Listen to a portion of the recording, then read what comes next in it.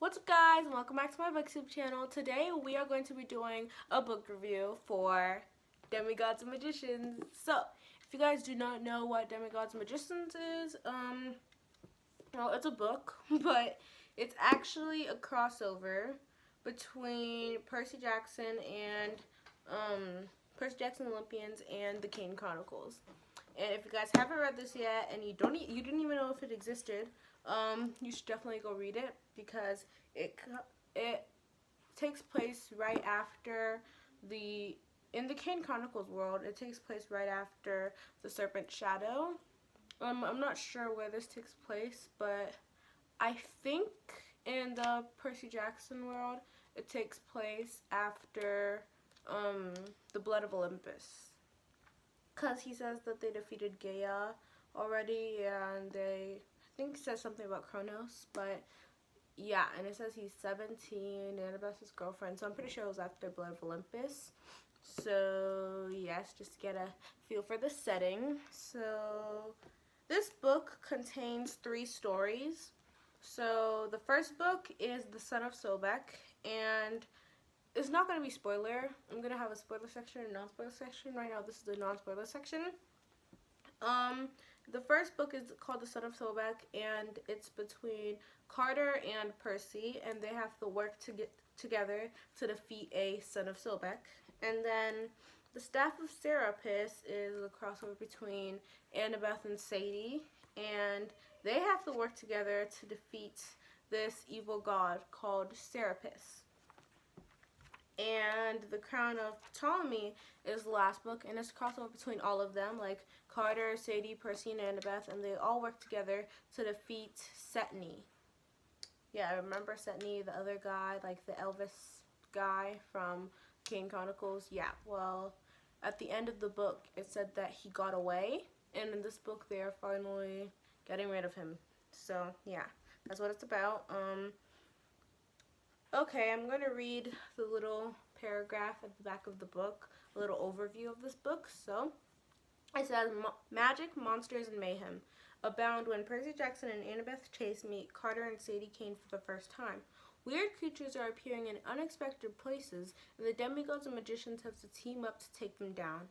As they battle with celestial bronze and glowing hieroglyphics, the 4 heroes find that they have a lot in common and more power than they ever thought possible. But will their combined forces be enough to foil an ancient enemy who is mixing Greek and Egyptian incantations for an evil purpose?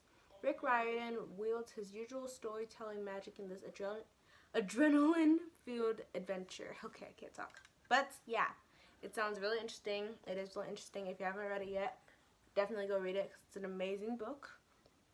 So yeah, bye-bye. Okay, so let's go into the spoiler section.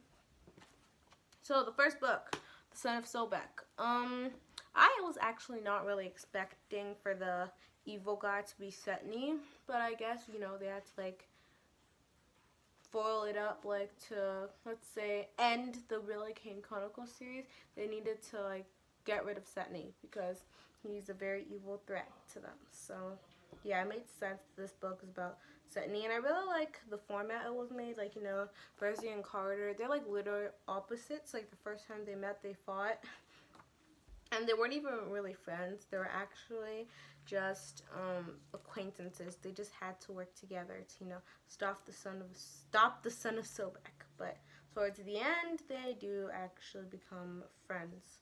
And in The Staff of Serapis, even though Sadie and Annabeth are also opposites, they actually got along fairly well when they first met. And yeah, that was very interesting to me, the way the different ones of them, the way they interacted for the first time.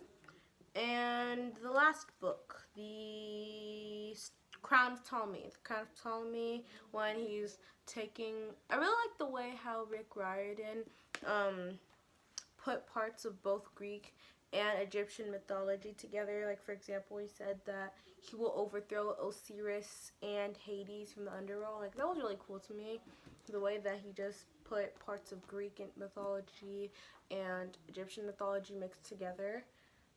And plus history, Greek mythology, not Roman mythology, Egyptian mythology. It was really cool and it was really interesting to me.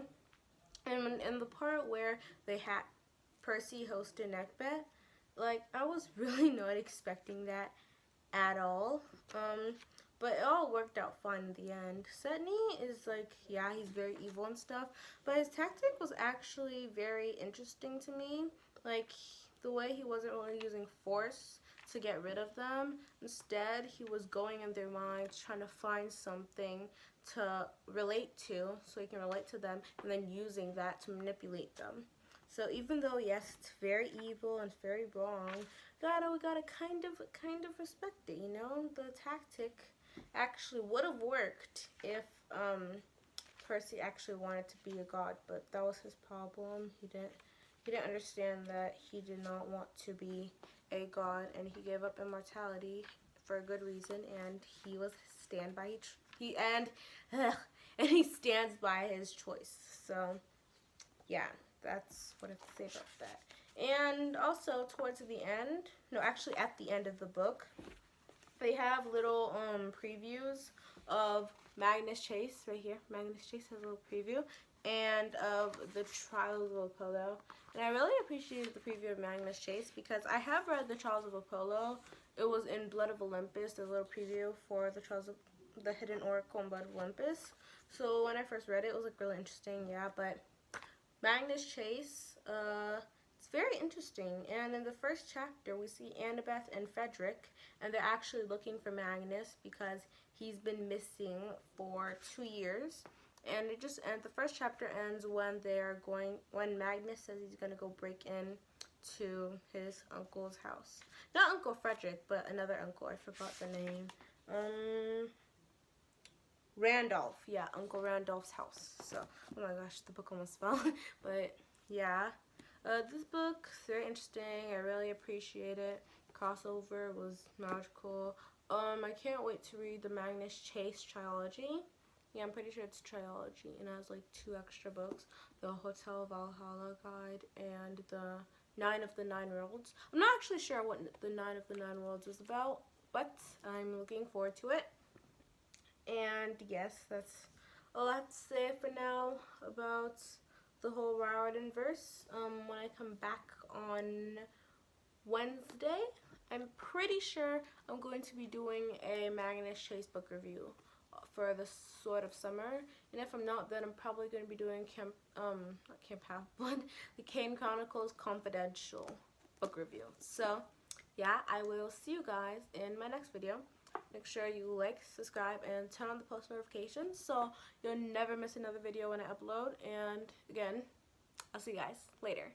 Bora he!